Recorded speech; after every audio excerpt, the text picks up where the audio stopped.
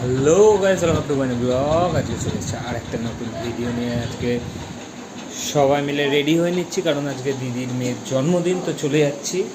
দেখো বোন রেডি হচ্ছে আর মাও রেডি হয়ে বসে আছে, সবাই মিলে যাব। চলো একবারে গিয়ে ওখানে আবার তোমাদের দেখাচ্ছি।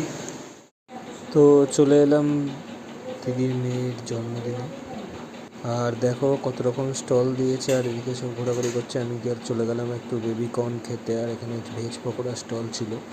বেবিকর্নটাই আমি নিলাম, কারণ এটা আমার খুব ভালো লাগে খেতে, তো খুবই টেস্ট হয়েছিল। এরপরে চলে গেলাম আমি একটু আইসক্রিম খেতে। তো আইসক্রিমটা স্টলে খুবই ভালো লাগছিলো দেখতে, মানে একটা আলাদা এরকমের খুব সুন্দর একটা বাটির মধ্যে দিয়েছিল।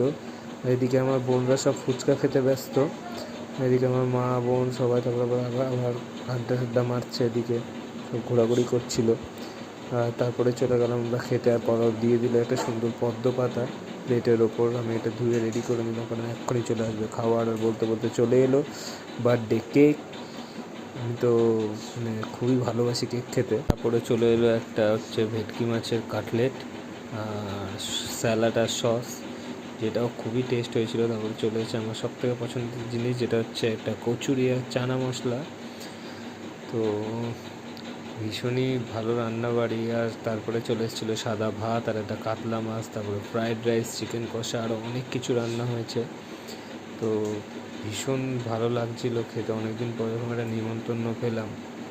আর তারপরে শেষ পাতে চলে এলো চাটনি, আর একেবারে চাটনি দিয়ে পাঁপড় দিয়ে ভরিয়ে কে খাবে। আর চলে এলো এরপরে সন্দেশ, দুটো সন্দেশ নিয়ে নিলাম। যারা যারা এখনো চ্যানেলটাকে সাবস্ক্রাইব করেনি তাড়াতাড়ি করে